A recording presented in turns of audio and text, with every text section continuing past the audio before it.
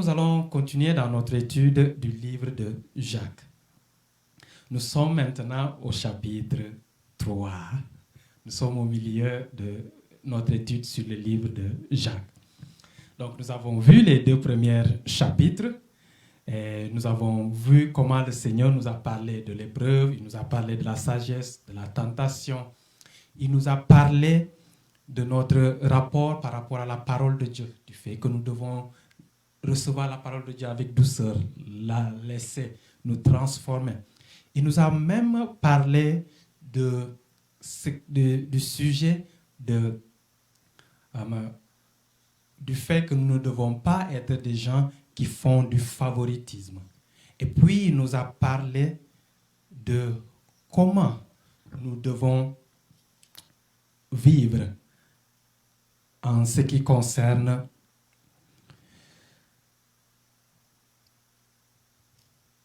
nos... Comment ça? Excusez-moi, j'ai un trou de mémoire en ce qui concerne nos œuvres. Excusez-moi. Donc, il nous a parlé, la dernière fois, on a vu les œuvres. Comment est-ce que nous devons, par nos œuvres, montrer notre foi? Donc, aujourd'hui, nous allons arriver à une section un peu difficile à parler, parce que c'est quelque chose sur laquelle nous tous, nous sommes coupables. Ce n'est pas que nous ne sommes pas coupables dans les autres choses, mais ce sujet est très difficile parce que il fait partie de quelque chose qui est très difficile en tant qu'être humain à maîtriser. C'est la langue. Aujourd'hui, nous allons parler de la langue. Et Jacques va introduire ce chapitre 3 par ces 12 versets et il va dédier cela à la langue. Et il va nous montrer ici quel est l'usage que nous faisons de la langue. Et au travers de ces 12 versets, il va nous parler de la nature de la langue, de la puissance de la langue, mais aussi, il va nous parler des conséquences de notre utilisation incontrôlée de la langue. Chers frères et sœurs, ce n'est pas pour rien que Dieu met la langue dans une prison à double sécurité. Nous avons les dents et nous avons les lèvres pour emprisonner la langue.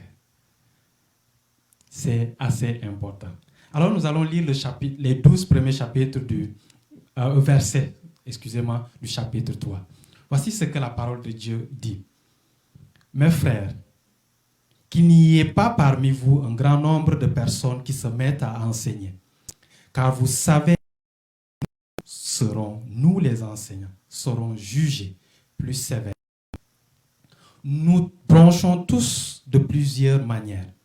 Si quelqu'un ne bronche point en parole, c'est un homme parfait, capable de tenir tout son corps en bride. Si nous mettons le corps dans la bouche des chevaux pour qu'ils nous obéissent, nous dirigeons ainsi leur corps tout entier. Voici, même les navires qui sont si grands et que poussent des vents impétueux sont dirigés par un petit gouvernail au gré du pilote. De même, la langue est un petit membre et elle se vante de grandes choses. Voyez comme un petit feu peut embraser une grande forêt. La langue est un feu, c'est le monde de l'iniquité. La langue est placée parmi nos membres, souillant tout le corps et enflammant le cours de la vie, étant elle-même enflammée par la gêne. Toutes les espèces de bêtes, d'oiseaux, de reptiles et d'animaux marins sont domptées et ont été domptées par l'homme. Mais la langue, aucun homme ne peut la dompter. C'est un mal qu'on ne peut réprimer. Elle est pleine d'un venin mortel. Par elle, nous bénissons le Seigneur notre Père, et par elle, nous maudissons les hommes faits à l'image de Dieu. De la même bouche sortent la bénédiction et la malédiction. Il ne faut pas, mes frères, qu'il en soit ainsi. La source fait-elle jaillir par elle-même, par la même ouverture, l'eau douce et l'eau amère? Un figuier, mes frères, peut-il produire des olives ou une vigne des figues? De l'eau salée ne peut pas non plus produire de l'eau douce. Prions. Père éternel Dieu, que nous te confions ces moments où nous ouvrons ta parole pour que tu nous parles. Que ton Saint-Esprit prenne le contrôle de notre cœur, afin que toutes les paroles que tu vas nous dire, nous puissions les retenir comme un trésor dans notre cœur, méditer là-dessus et les laisser nous transformer. Sois avec moi, afin que je puisse me faire rien, et que toi, par ton Saint-Esprit seul, puisses parler.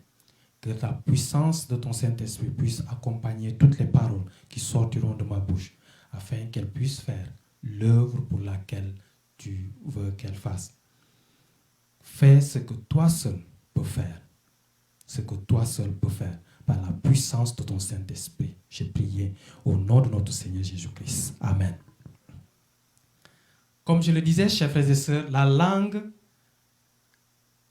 est dans une double sécurité. C'est vrai qu'il y a toute une fonction anatomique qui fait que la langue doit être dans notre bouche. Mais son rôle de faire sortir des paroles a un impact bien plus grand dans notre vie. Son rôle anatomique permet de pouvoir produire de la nourriture pour notre corps. Mais son rôle de production de paroles a le pouvoir de vie et de mort. Souvenez-vous, Proverbe 18, 21 nous dit « La mort et la vie sont au pouvoir de la langue. Quiconque l'aime en mangera le fruit. » Et l'apôtre ici vient pour en parler de façon spécifique. Mais il nous avait déjà parlé de cela, vous vous souvenez, en Jacques 1, au verset 26. Quand il nous dit que celui qui n'a pas le contrôle sur sa langue, la religion de cette personne est vaine. Ce qu'il veut dire, c'est que tout ce que nous faisons foi devient vain si nous n'avons pas le contrôle de notre langue. Alors ici, il vient pour nous faire un grand exposé de sa pensée. Il faut que nous puissions comprendre que Jacques parle de la langue. Quand il parle de la langue, il ne parle pas juste de ce petit membre qui est dans notre bouche. Mais ce qu'il est en train de parler, c'est que ce petit membre dans notre bouche, souvent, il faut que nous le sachions, n'agit pas de lui-même. Il n'est que le canal de ce qui se passe à l'intérieur de notre cœur. C'est du fond de notre cœur que viennent les pensées mauvaises, les paroles. Et la langue ne fait que communiquer ce qui est à l'intérieur de nous. Luc, le chapitre 6, au verset 45, voici ce que dit le Seigneur. L'homme bon tire de bonnes choses du bon trésor de son cœur. Et le méchant tire de mauvaises choses de son mauvais trésor. Car c'est de l'abondance du cœur que la bouche parle. Matthieu 15 nous dit au verset 18 à 19, « Mais ce qui sort de la bouche vient du cœur, et c'est ce qui souille l'homme.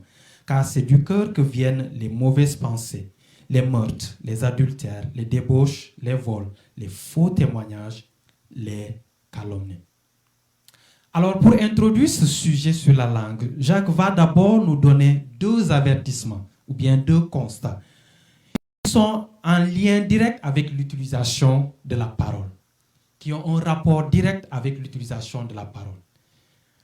Il va premièrement nous dire, attention, n'ayez pas plusieurs enseignants. S'il y a quelqu'un qui fait usage de la langue, c'est bien l'enseignant.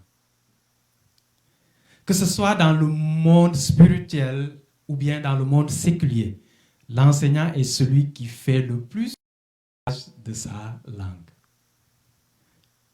Il peut passer 8 heures de sa vie à utiliser sa langue.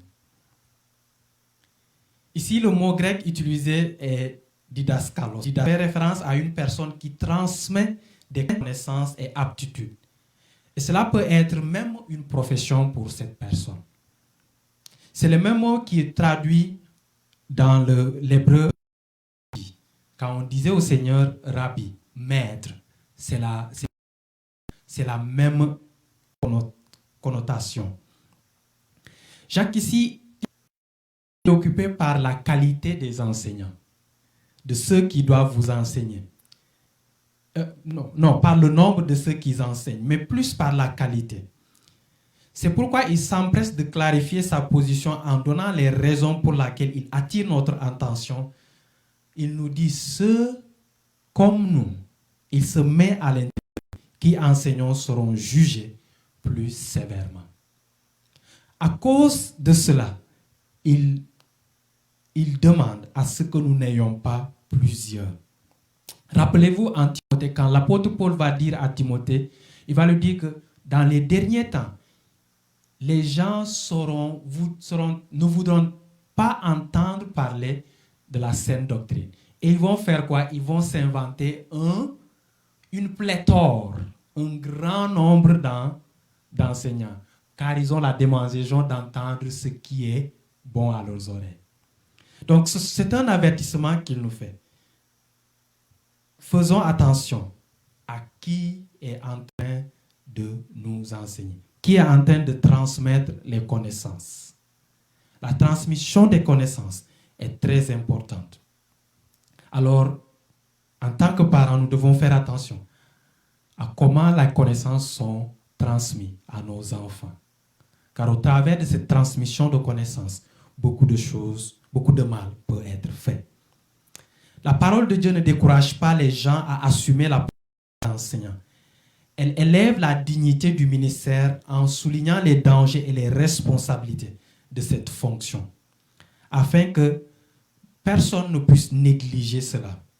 Elle cherche à limiter le fait que beaucoup courent vers ce ministère sans avoir les qualifications spirituelles que cela demande. Cet avertissement est pris au sérieux pour plusieurs raisons. L'enseignant, plus que quiconque, fait face au danger du jugement, de son utilisation de la langue. Cela l'expose à la tentation de l'orgueil. En tant qu'enseignant, nous pouvons être exposés à l'orgueil, à la flatterie, aux accusations, aux mensonges. Parce que dans le milieu grec, en ce moment, là où, quand Jacques l'écrivait, dans l'Empire romain, il y avait ces grands agoras qu'on avait, ces grands lieux où il y avait des gens qui venaient pour enseigner. Et quand ils venaient pour enseigner, les uns les autres faisaient la compétition. Et cela faisait qu'ils utilisaient leur langue à mauvais escient. Mais ici, ce qu'il est en train de nous dire, c'est que nous puissions faire attention, spécialement ceux qui enseignent. À Matthieu 12, le Seigneur nous dit, « Je vous le dis au jour du jugement, les hommes rendront compte de toute parole vaine qu'ils auront proférée. Car par tes paroles, tu seras justifié et par tes paroles condamné. » Mais la deuxième chose, c'est que l'enseignement est le ministère où l'usage de la langue a toute sa puissance et efficacité. En cela, même dans le milieu séculier, l'usage de la langue par l'enseignant est efficace et puissant. Il ne faut pas minimiser. Les enseignements sur la saine doctrine font beaucoup pour transformer par le Saint-Esprit les hommes et les femmes de Dieu. Ça, c'est la puissance positive de l'enseignement. La transformation par le Saint-Esprit de vie. Cependant, plusieurs faux prophètes ont utilisé leur langue pour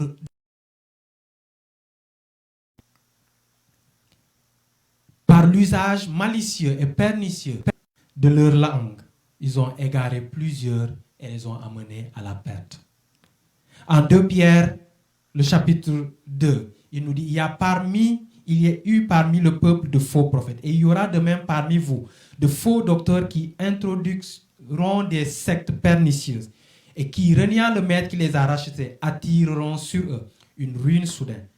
Plusieurs les suivront dans leur dissolution et la voix de la vérité sera calomniée à cause d'eux.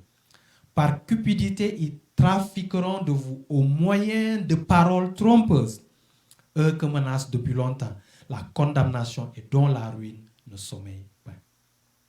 Vous voyez que par l'utilisation de leur langue, de paroles trompeuses, l'enseignant peut détruire des vies.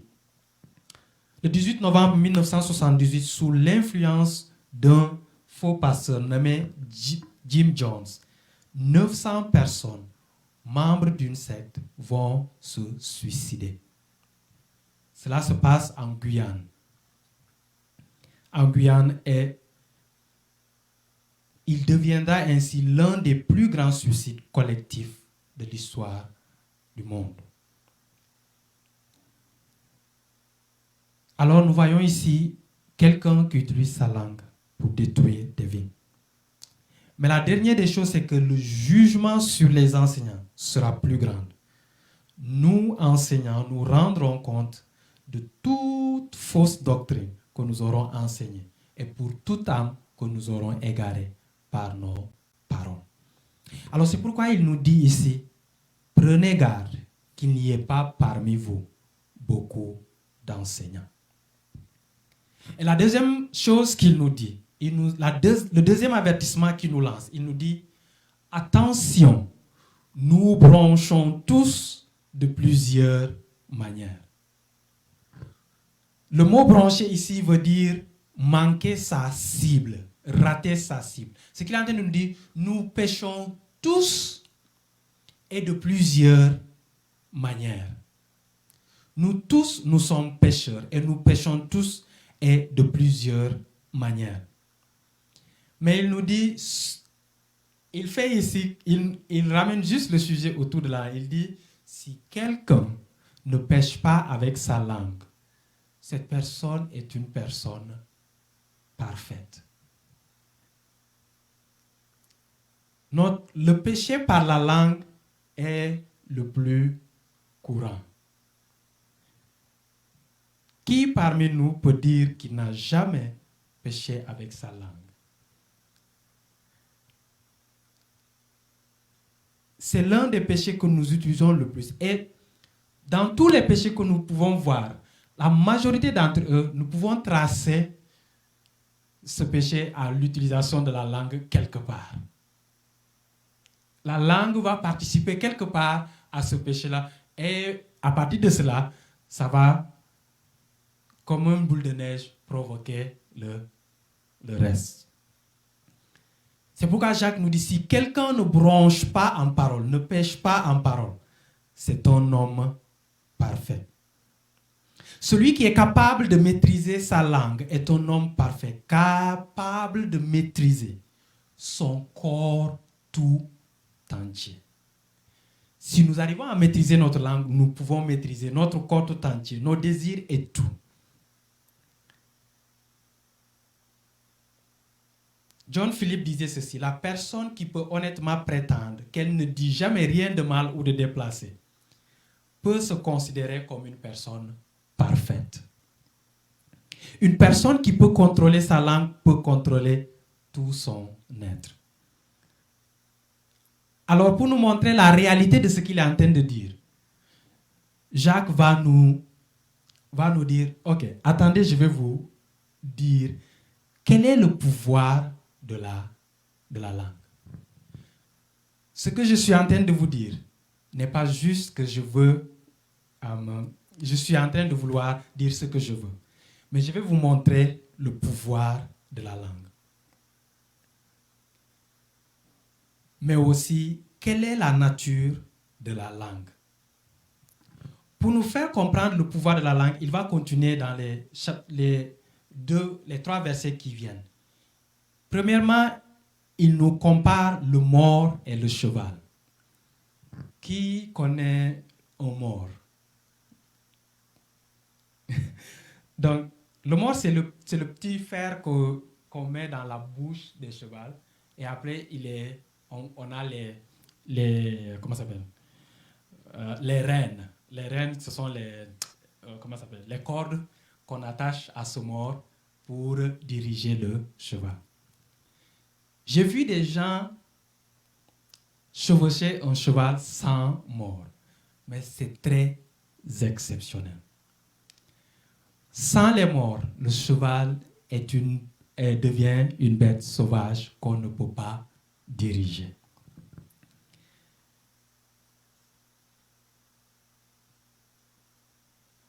Pour comprendre cela, il faut juste voir quelle est la taille du mort et du cheval.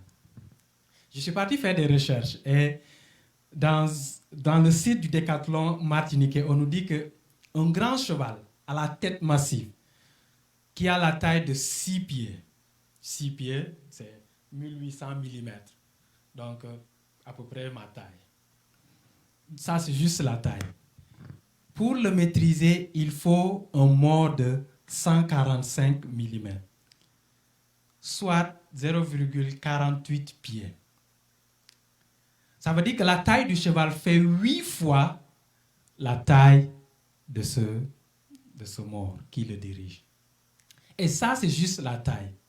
Donc, en termes de poids, nous allions arriver à peut-être 100 fois le poids de ce petit objet. Chers frères et sœurs, sachons-le, quelle que soit la force d'un homme, sa renommée, sa grandeur, sa richesse, sa sagesse, celui qui a le contrôle sur sa langue contrôle cet homme. Si c'est Dieu qui a le contrôle sur sa langue, alors Dieu est au contrôle de cet homme. Mais si c'est sa propre chair ou bien le diable qui a le contrôle sur sa langue, il a le contrôle sur cet homme. En effet, le mort est petit, mais il prend le contrôle de tout le cheval. De la même manière, notre langue est petite, mais elle prend le contrôle sur tout notre corps. La deuxième comparaison qu'il nous donne ici, c'est le gouvernail et le bateau. Si quelqu'un est une fois allé dans un bateau, il y a ce petit cercle-là. Ce petit cercle qui tourne, que le commandant du bateau, ce n'est pas tous les bateaux qui l'ont. Les grands voiliers d'aujourd'hui ont un qui est électronique. Mais vous allez voir toujours ce petit cercle-là. Il est petit par rapport à la grande taille du bateau. Mais c'est ce petit gouvernail qui va diriger ce grand bateau.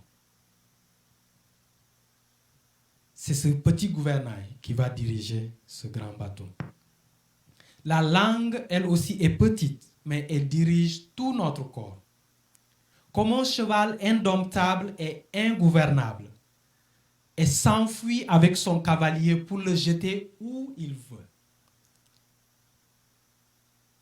De même, chers frères et sœurs, quelqu'un qui ne maîtrise pas sa langue sera ainsi jeté où il veut par sa langue, car il n'a pas de contrôle sur sa langue.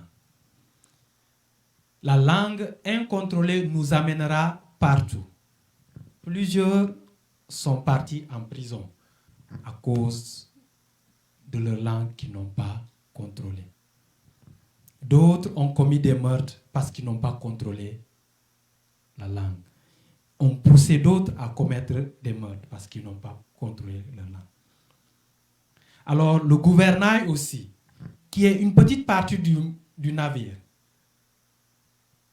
dirige ce navire. La langue, elle aussi, petite qu'elle soit, va diriger notre corps.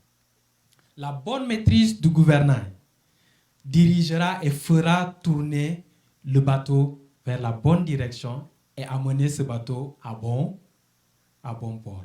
Alors, la bonne maîtrise de notre langue va nous amener, nous aussi, ainsi que notre vie, vers le bon port. Vers le bon port. Proverbe 25 nous dit, 28, comme une ville forcée et sans muraille, ainsi est l'homme qui n'est pas maître de lui-même. Un homme qui n'est pas maître de lui-même est comme une ville qui n'a pas de clôture. Dans l'ancien temps, on mettait des clôtures pour qu'il n'y ait pas les gens qui viennent envahir la ville et prendre tout ce qu'il y a dans la ville. Ou bien pour que les animaux, on puisse les mettre au dehors pour qu'ils ne puissent pas détruire certaines des cultures.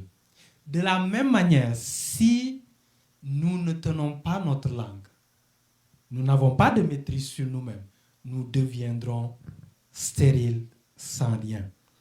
Parce que, chers frères et sœurs, ce que nous construisons avec nos mains, nous allons le détruire avec notre langue. Aussi bien nos relations, aussi bien nos familles, aussi bien nos amitiés et même nos églises.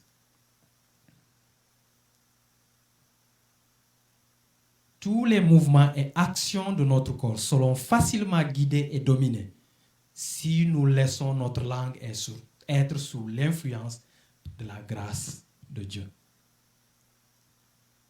Autant la langue est capable de construire des merveilles, de faire de grandes choses, autant elle est capable de détruire. Nous tous, nous le savons. Les blessures extérieures peuvent être temporaires. Nous pouvons nous blesser extérieurement et nous allons m'être soignés et cela va partir. Et quelquefois même, nous n'aurons point de marque par le fil du temps.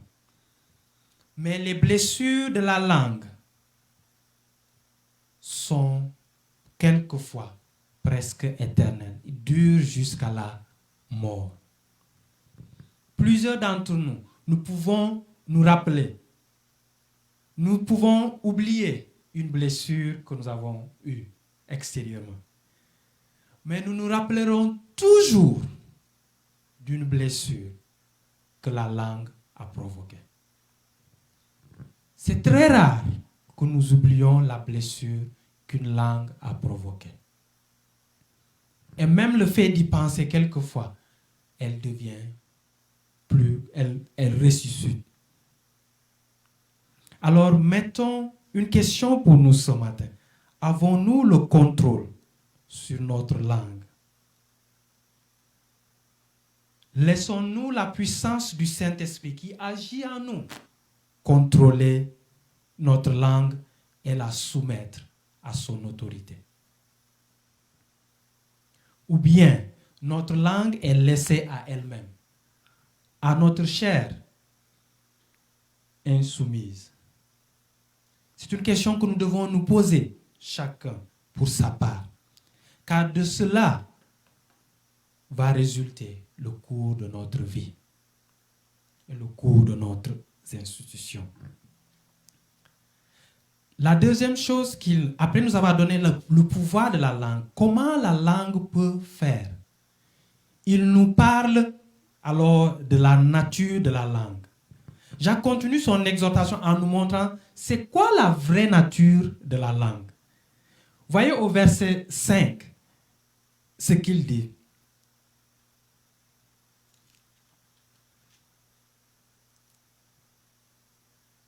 Voyez comme un petit feu peut embrasser une grande forêt. La langue aussi est un feu. C'est le monde de l'iniquité. La langue est un feu, mais aussi c'est le monde de l'iniquité. Ainsi, il peut provoquer trois choses. Premièrement, il peut corrompre tout notre être. Tout ce que nous sommes. Regardez ce qu'il dit. Quand il dit, c'est le monde de l'iniquité. La langue est placée parmi nos membres, souillant quoi? Tout le corps. Donc, ça c'est sa nature. Une nature de feu, une nature d'iniquité, qui peut être la source de pollution de tout notre corps, de tout ce que nous sommes. Deuxièmement, il dit que cela met le feu à tout le cours de la vie. Une langue mal utilisée peut affecter le cycle de la vie de quelqu'un, de sa naissance jusqu'à la mort. Le cours de la vie. Donc, c'est le cours de notre vie, comment notre vie se passe. La langue a un rôle très essentiel. Donc, notre utilisation de notre langue aura des effets sur comment notre vie va être conduite. Donc, il ne faut pas négliger cela. La troisième chose qu'il dit, il dit que la langue est elle-même incendiée par l'enfer. C'est-à-dire qu'elle est sous l'influence de Satan. C'est le monde de l'iniquité. Le diable l'utilise grandement pour faire son œuvre. Rappelez-vous notre Seigneur Jésus-Christ. Quand il devait aller pour sa mort à la croix. Méditez sur l'utilisation de la langue qui a été faite durant tout son procès. Ces accusateurs ont utilisé de façon maléfique leur langue pour l'accuser. L'accuser et ainsi l'amener à la mort. Et même durant tout son ministère, ils ont essayé de le faire. Et c'était toujours avec la langue. Et même le diable va utiliser sa langue pour vouloir le tenter. Chers frères et sœurs, la langue a un grand pouvoir. C'est un petit feu. Comme un feu, la langue est imprévisible. Tu peux dire que tu vas utiliser un peu de feu pour faire un petit feu de forêt, n'est-ce pas? Et hop, le vent vient. Qu'est-ce qui se passe? Ça amène le feu. Ça embrase la forêt. Et toute la forêt est brûlée. De la même manière, tu peux dire, je vais utiliser ma langue pour faire un petit. Un petit. Et ce petit-là va faire... Il va devenir un grand que tu ne vas pas pouvoir maîtriser.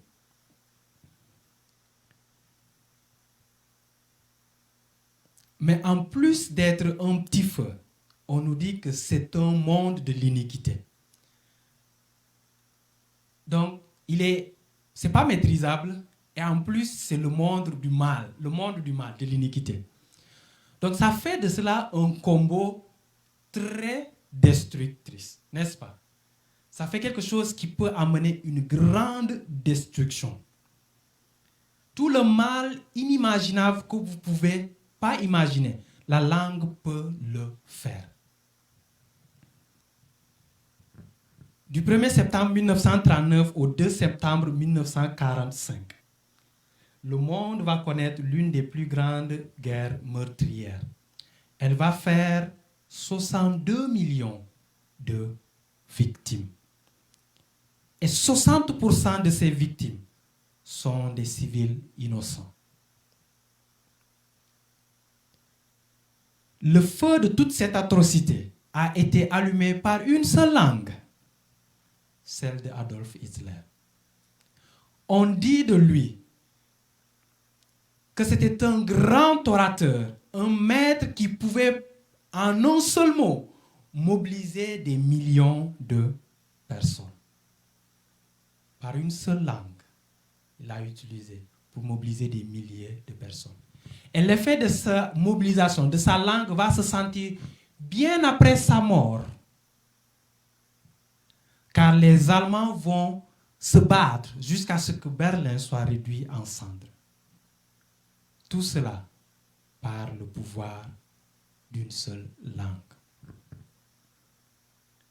Le 8 juillet 1993 au 31 juillet 1994, au Rwanda, la radio-télévision libre des 1000 collines va, par l'usage diabolique de la langue, diffuser des messages qui vont organiser, accompagner et encourager le génocide de 1 million de personnes dans un intervalle de 3 mois.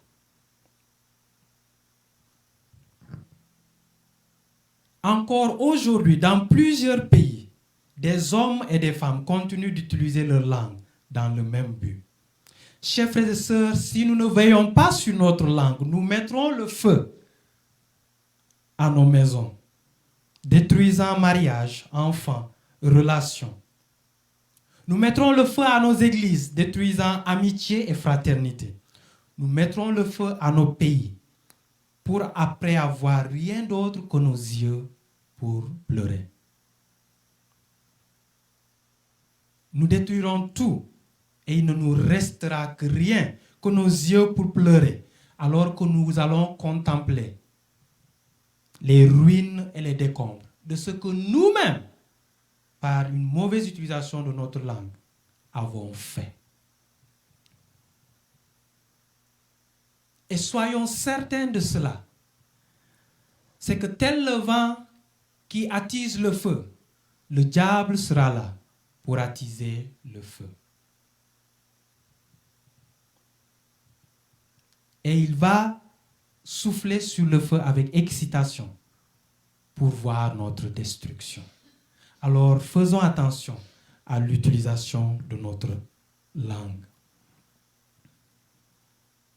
Alors, il termine cette exhortation sur la langue en nous montrant les différents usages, les différentes utilisations que nous faisons de la langue.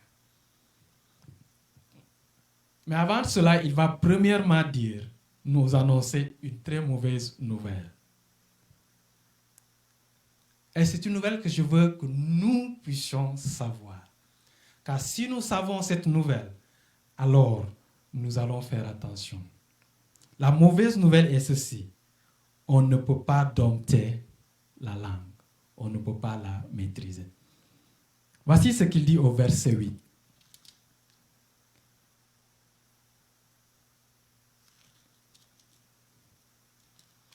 À partir du verset 7, toutes les espèces de bêtes, d'oiseaux et de reptiles et d'animaux marins sont domptés et ont été domptés par l'homme.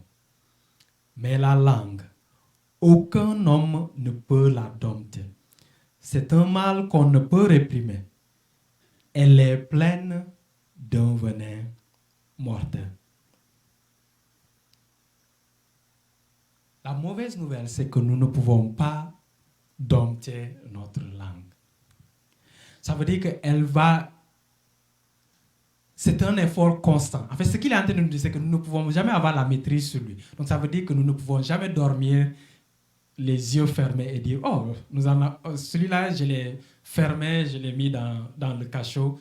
Il ne va pas faire du mal. » Ce qu'il est en train de nous dire, c'est que nous devons tous les jours, à chaque instant de notre vie, avoir en tête que nous avons entre nos mains une arme qui est capable de faire beaucoup de mal. C'est indomptable.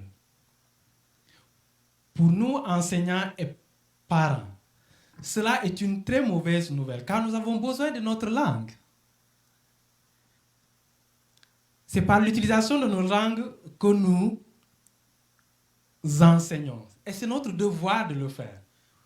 Notre travail, c'est d'utiliser notre langue pour enseigner, convaincre, corriger, instruire dans la justice, afin que nos enfants, nos concitoyens des cieux, soient des hommes et des femmes accomplis et propres à toute bonne œuvre. Alors c'est une mauvaise nouvelle pour nous. Mais grâce soit au Seigneur Jésus-Christ, qui par son Saint-Esprit nous donnera la force et la grâce de pouvoir utiliser notre langue pour faire ce à quoi il nous demande ce qu'il nous demande de faire. Tout est entre ses mains.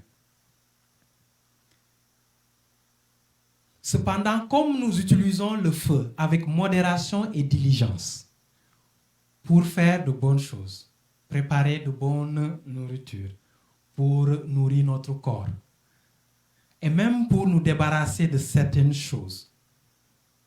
De la même manière, nous devons utiliser notre langue avec modération et diligence, car elle est comparée au feu.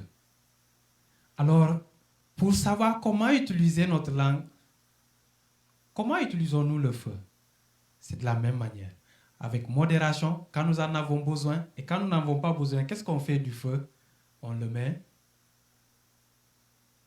on l'enferme, n'est-ce pas?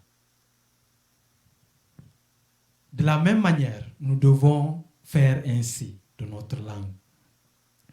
Utilisons-le pour ce dont on a besoin qu'il soit utilisé.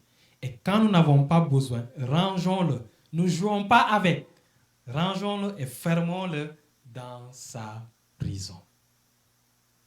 Proverbe 10, 19 nous dit, celui qui parle beaucoup ne manque pas de péché.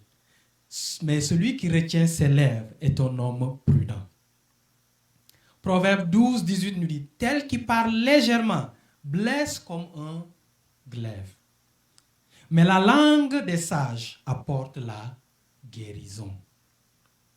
Celui qui veille sur sa bouche, nous dit Proverbe 21, 23, et sur sa langue préserve son âme des angoisses.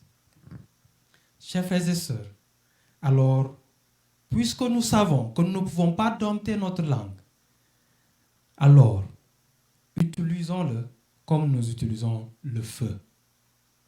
Utilisons notre langue comme nous utilisons le feu, seulement quand nous en avons besoin. Il finit par donner les différentes utilisations de la langue. Il nous exhorte en nous montrant la contradiction flagrante qui se voit dans comment nous utilisons notre langue. Il nous montre que dans notre utilisation de la langue, nous faisons deux choses qui sont contraires. Quelquefois, premièrement, il nous dit, nous utilisons notre langue pour bénir Dieu, notre Père. Et en même temps, nous utilisons cette même langue pour maudire nos frères qui sont à l'image de ce même Dieu que nous bénissons. N'est-ce pas que c'est une contradiction? C'est une grande contradiction. Et pourtant, nous le faisons. La deuxième contradiction qu'il nous dit, il dit que de la même source ne peuvent pas sortir de l'eau salée et de l'eau douce. Mais pourtant, de notre langue, nous bénissons. Et de notre langue, nous maudissons. C'est une contradiction. Et il nous dit qu'il ne soit pas ainsi de vous, frères. Il ne faut pas, mes frères, qu'il en soit ainsi. Il nous le dit. Il ne faut pas qu'il en soit ainsi. Et la troisième contradiction qu'il nous montre, il nous montre un arbre qui produit deux fruits différents. Je ne sais pas si quelqu'un d'entre nous l'a une fois vu. C'est possible d'avoir des oranges et un oranger, parce qu'on aura greffé une branche, parce que ce sont des agrumes. Ce sont des agrumes, donc ils marchent dans la même chose. Donc tu peux prendre une branche d'un citron et le brancher sur un oranger, et ça va prendre et ça va produire des orangers sur la branche, des orangers et des agrumes, des citrons sur le citronnier. Mais de toute façon, la branche est différente. Mais tu ne peux pas trouver sur une branche d'oranger des citrons. C'est impossible. Et c'est ce qu'il est en train de nous dire. Nous ne pouvons pas, de notre bouche, bénir, édifier, et de notre bouche encore blasphémer et donner des paroles qui ne sont pas édifiantes. Et il nous dit qu'il ne soit pas ainsi de vous, chers frères et sœurs. Veillez sur l'utilisation de votre langue. Rappelez-vous que Éphésiens 4, 29 à 30 nous dit qu'il ne sorte de votre bouche aucune parole mauvaise. Mais s'il y a lieu, quelques bonnes paroles qui servent à l'édification et communiquent une grâce à ceux qui l'entendent. N'attristez pas le Saint-Esprit de Dieu par lequel vous avez été scellés pour le jour de la rédemption. Chers frères et sœurs, notre langue en elle-même ne peut rien faire. elle agit sous les ordres de ceux qui la contrôlent. Soit elle est contrôlée par la chair, et elle va produire les fruits de la chair que nous tous, nous savons selon Galates 5. La débauche, l'impureté, le dérèglement, l'idolâtrie, la magie, les rivalités, les querelles, les jalousies, les animosités, les disputes, les divisions et les sectes.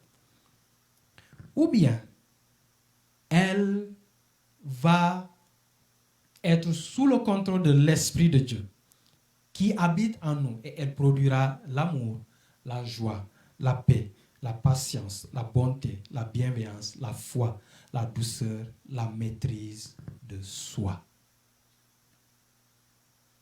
On ne peut pas être contrôlé par les deux en même temps. Si la chair règne, alors notre langue sera sous l'effet de la chair et sortira de notre bouche de l'eau amère. Si le Saint-Esprit est sur le trône de notre cœur, alors du plus profond de notre être va couler des fleuves d'eau vive, tel que le dit Jean, le chapitre 7, le verset 38. Jésus dit, celui qui croit en moi, des fleuves d'eau vive vont couler en lui. Alors, chers frères et sœurs, une dernière question pour nous ce matin. Quelle est l'utilisation que nous faisons de notre langue? Utilisons-nous notre langue pour bénir ou utilisons-nous notre langue pour maudire? La langue est un feu et c'est le monde de l'iniquité. Et la langue, personne ne peut avoir la maîtrise sur elle, excepte Dieu, par sa grâce et par son Saint-Esprit.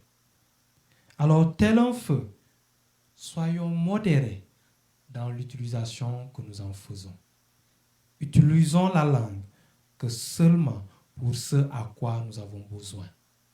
Quand nous en avons besoin, utilisons-le. Et quand nous n'en avons pas besoin, ramenons-le et rangeons-le là où Dieu l'a mis. Mais rappelons-nous que la langue n'est juste que le messager de ce qui est dans notre cœur. Si notre cœur est droit, alors notre langue proclamera des paroles droites. Mais si nous laissons notre cœur au contrôle de la chair et de ce monde et du diable, alors notre langue sera au contrôle du diable. Alors, prenons ce temps et demandons au Seigneur de nous sonder.